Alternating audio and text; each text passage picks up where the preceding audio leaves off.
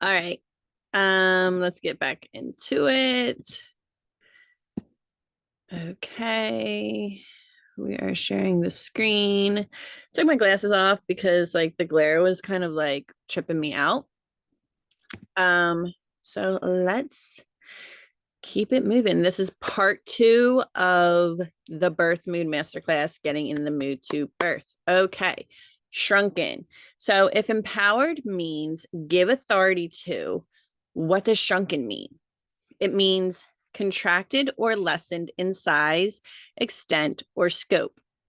This happens when we can't open up, can't be an authority, because we have to shrink ourselves in order to follow authority in someone else. We shrink ourselves because our power is put into someone else, an OB, a midwife, a doula, etc. When we give someone else, I'm sorry, lost my train of thought. When we give someone else power over our natural abilities, we have to lessen ourselves. Okay. Like, really take this in. We then believe we cannot extend ourselves in a way that supports our natural self. So we shrink. Okay. We are resisting our capabilities, our instincts, because authority is telling us what to do and when to do it and how. Right.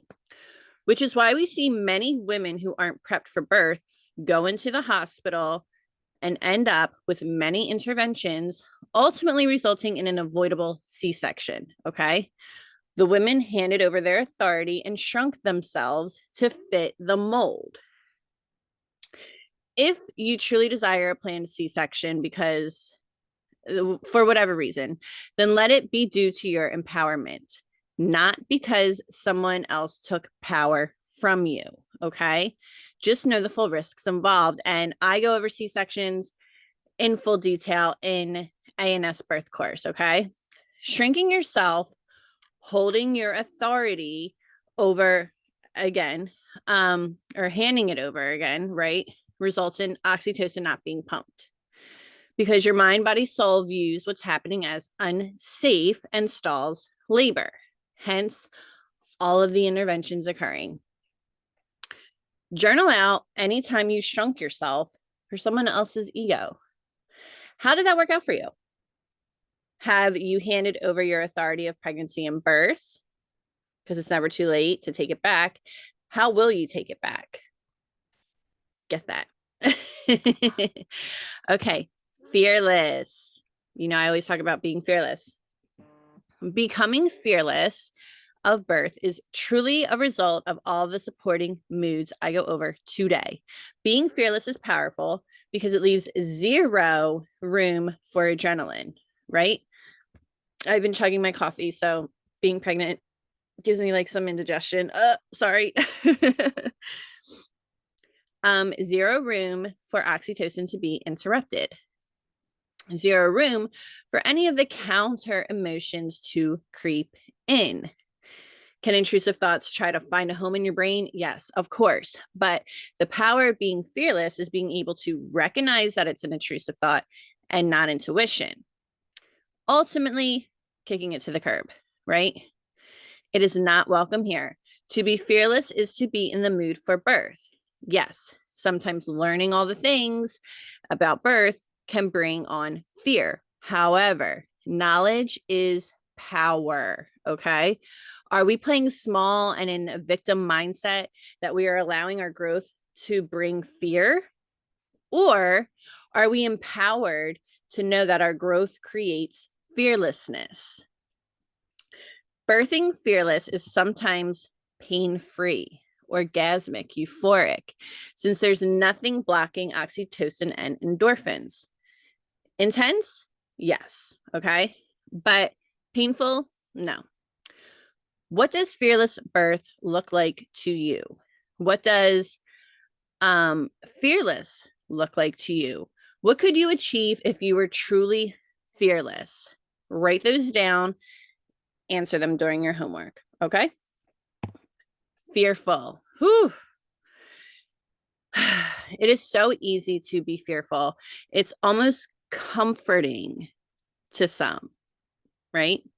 Especially since we are bombarded with birth trauma stories, how awful birth was for some women, the fear tactics used by the medical system to take authority over birth. It's almost more acceptable and certainly more common, right? To hear all of that instead of the truth about birth. Our society shames women for having beautiful, unmedicated birth with zero trauma. I see it all the time on social media. It is not a secret. I'm not making this up. You'll notice it too. Okay. Society loves to say you don't get a medal for birthing that way, but I disagree. I disagree. You do get a medal. The medal is not having postpartum mood disorders. That's one of the medals. Okay. Not having trauma. That's another one. That statement is often used by OBs and midwives. It's another way to keep you in the energy of fear. Okay. And fear, I'm not going to get too deep into this because I go over it on ANSB birth course, but fear is an energy exchange. It's an energy exchange. It is how authority figures stay in power. And I go deep into that in Align and Supported Birth course. The fear also creates pain in birth, right? Continuing the cycle of improper support, which leads to birth trauma and postpartum mood disorders. The fear causes pain because the body cannot and will not pump oxytocin and endorphins. It is in a state of fear, okay? Fear, fight, flight. The mind, body, soul does not feel safe. It doesn't. The response to that is to protect the baby, protect the body, to stall labor. So now you're working against your mind, body, soul. You're pumping adrenaline, right? You're tensing up. You're creating pain. This is where interventions can appear. On the outside, it looks as though your body is failing to progress, right? When it actually is protecting you until mind, body, soul feel safe again and not fearful. Being fearful is also a result of all the opposing moods I go over. Okay. They all go hand in hand. So journal out your fears, all of them. Feel them, accept them, release them. Give yourself permission to let them go and be fearless. Like you can be fearless. You're fearless, right? That fear was created and it can be destroyed. Fear is just a worry of the unknown, of the future, and we can switch the narrative. Ooh, coffee. Okay. Confident. We all know the power confidence has, right? With anything in life, and birth is no exception. Everyone and their mother will have something to say about your pregnancy and birth, what you should do, shouldn't do, and you'll most likely disagree with 90% of it.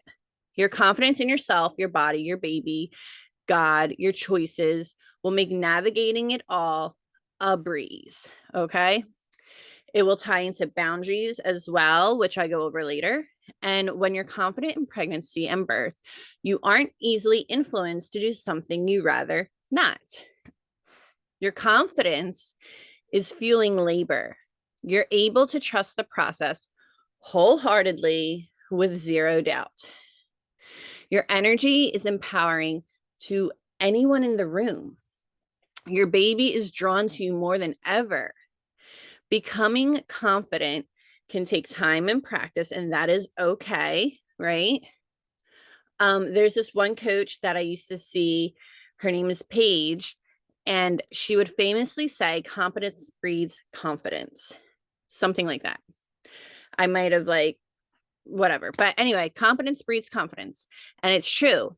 Knowing not only the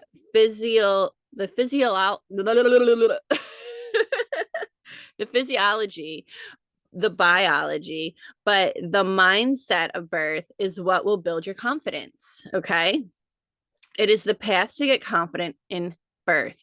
Understand what supports it and understand what stalls labor will bring you the confidence to step in the mood of birth. And to own it all. Own your desires, own your birth, like own it. It's you, it's yours. So journal out the times you have felt confident in the past. Like no one could tell you anything, right? Keep track of any micro moments of confidence in the present. It will build and build and build. Like journal it out. Go in your notes, put it in. Like I felt confident because X, Y, and Z. Journal out what your confident self during birth looks like. Okay, so what's the opposite of that? Insecure. Insecurities are something we can be aware of or not. Sometimes we're not. Sometimes they can live deep and just pop up randomly as a trigger, or we just feel some type of way about X, Y, and Z always.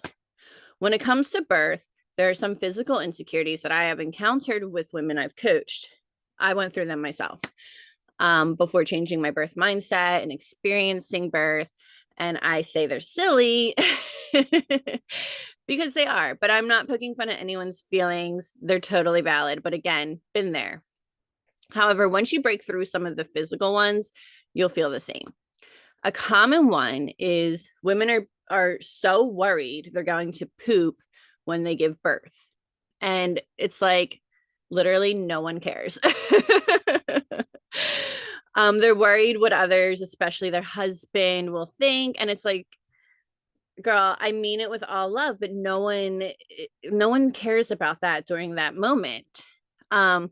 Bodily functions are totally normal, and everyone is so focused on you and baby, like, and meeting baby, that most of the time people don't even notice that happens, right?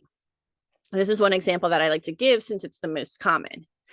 Other types of insecurities when it comes to birth aren't always physical, okay? It can be insecure in your capability, insecure in being vulnerable, insecure in surrendering.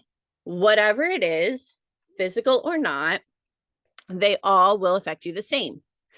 I'm sure by now you know what I'm going to say. Yes, it can stall labor. Feeling insecure will not align with you being able to embody and enjoy something. Your body, sorry, that coffee.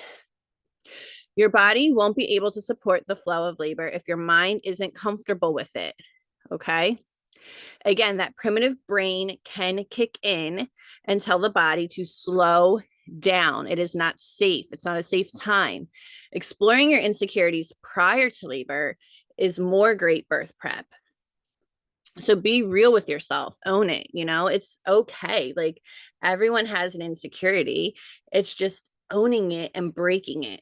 So journal out every insecurity you have, if any, in a full detail, why you have it, feel it.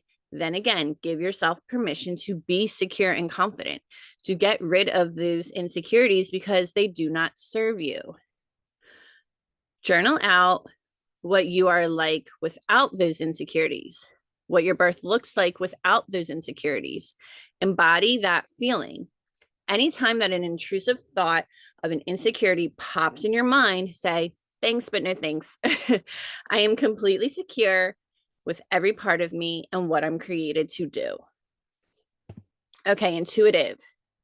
So something about me real quick, I've always had very strong intuition, like always, always, always since I was a child. Okay.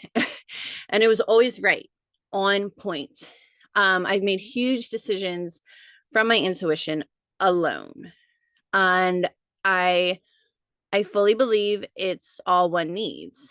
God speaks to us. He guides us. When we rid the noise and tune in, we hear and we feel the message loud and clear. It's like an old school radio, I don't know if some of you youngins are going to understand, but the old school radios where we had to turn the dial through the static until we found that sweet spot. And we heard the radio station clear as day, right? I'm not saying don't get informed on things, because even with the radio, moving that dial, we had to learn how to work the radio, right? In order for us to tune in. So my point is, intuition is like a 2-part series.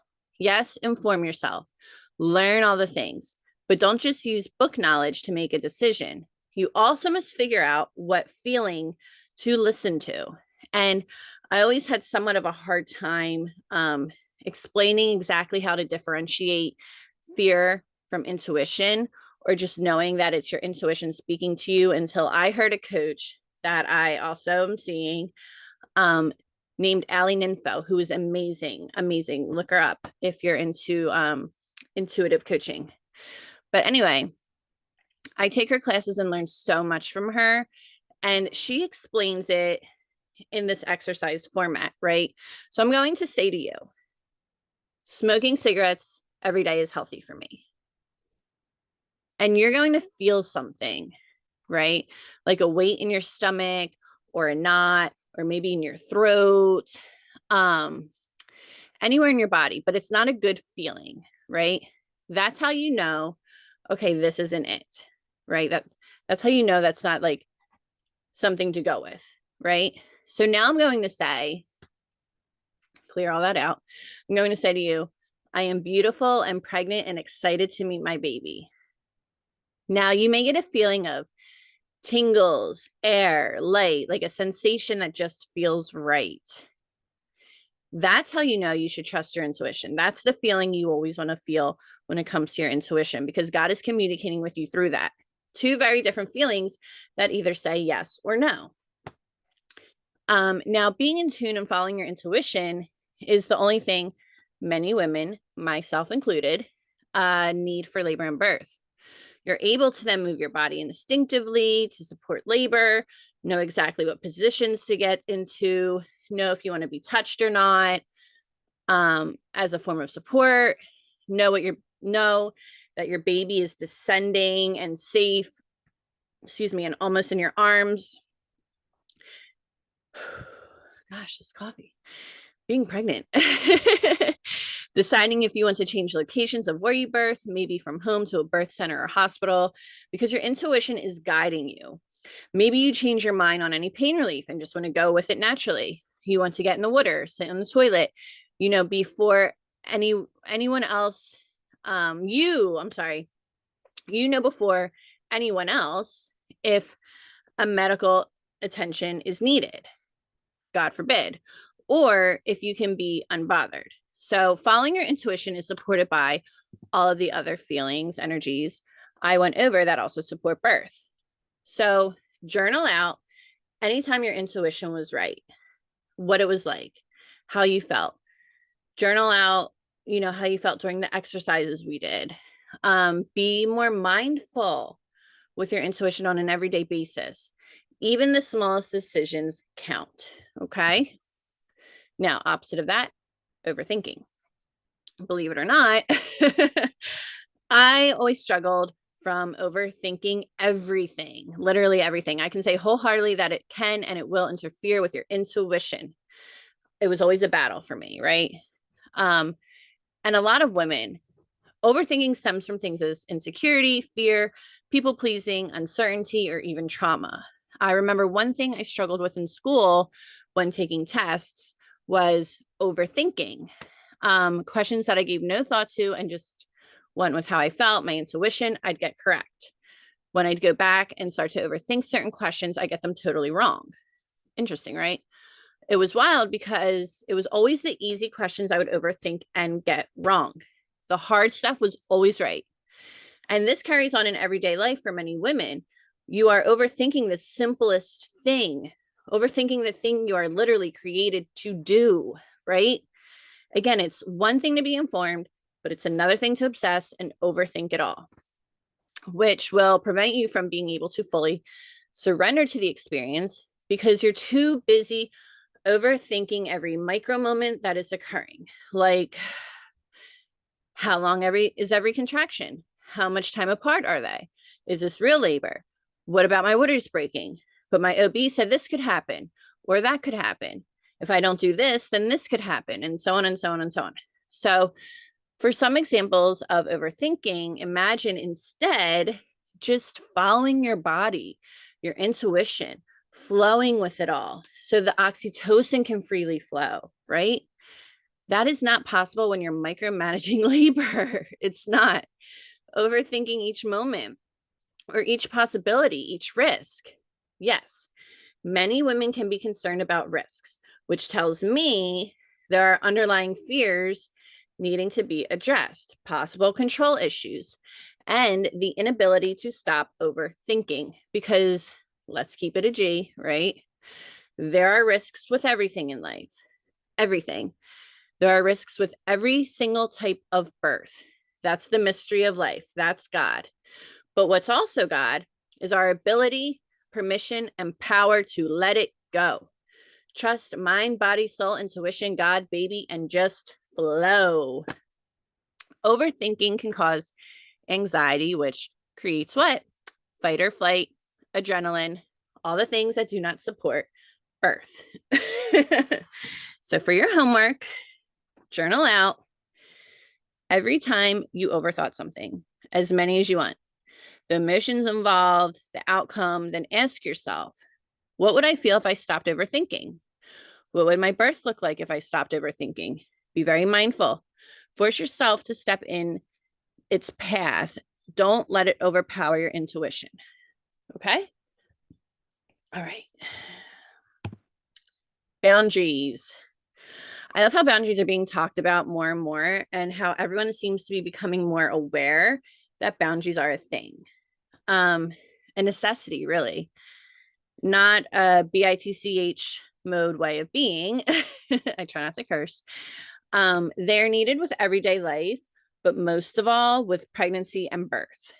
This is a time where, again, everyone and their mother comes out of the woodwork with some advice, where strangers will come up to you and say what's on their mind, when your OB or midwife will make assumptions and choices for you without proper informed consent, when your mother-in-law or sister or BFF or whoever will challenge your birth desires and trauma dump, when people expect to be in the birth space, so on and so on.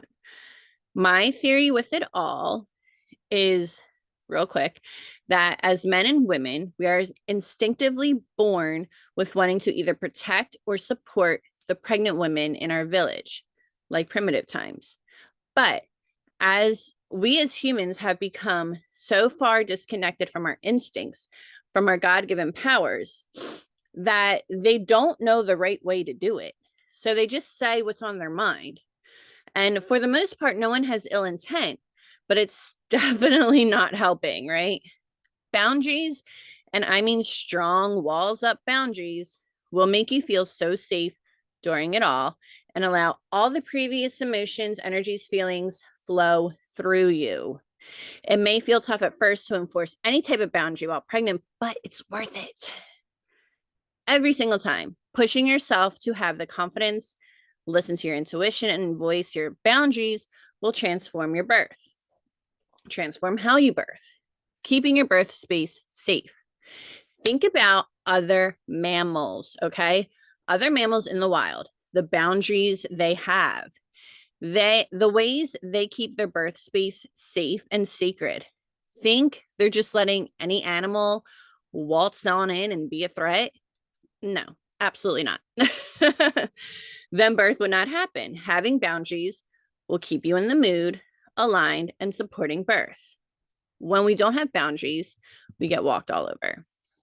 When we don't have boundaries, our authority is taken away and put in someone else's hand who doesn't trust your intuition and thinks they know your body better than you do. Okay? So, what are the boundaries you want to set? With whom? Why? Detail it all, write it all out. This will actually help you voice it or text it. Like, you can write it over and over again to feel comfortable to voice it. All right. People pleasing. Something that society loves conditioning women with. People pleasing. Put everyone before you. Don't be a bitch. It drives me nuts. It is such an awful thing to do. It's literally just living your life for other people. And it goes hand in hand with handing over our authority of birth, with going against our boundaries, with shrinking ourselves, with being fearful and insecure, because then that person doesn't like you. That person will be rude to you. That person's feelings get temporarily hurt while you forever live with some sort of trauma or resentment.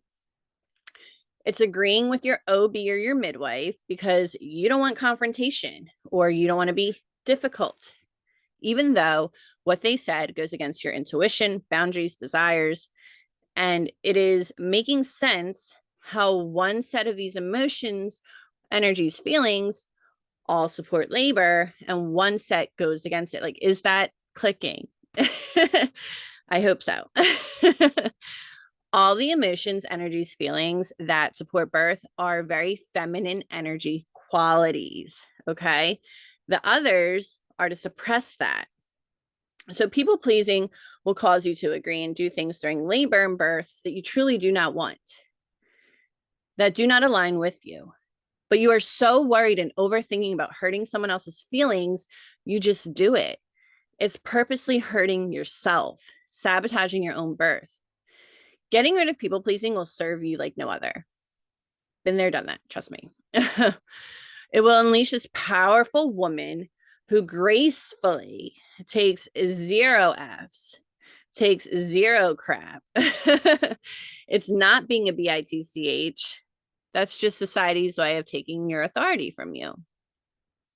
No more people pleasing, especially when it comes to birth. Okay. So, are you a people pleaser? Be real with yourself. Journal out sometimes you are, how it made you feel. That's not a feeling you want to have, right? Forgive yourself. Understand that it's not your fault because it's not. It's how you were raised, right?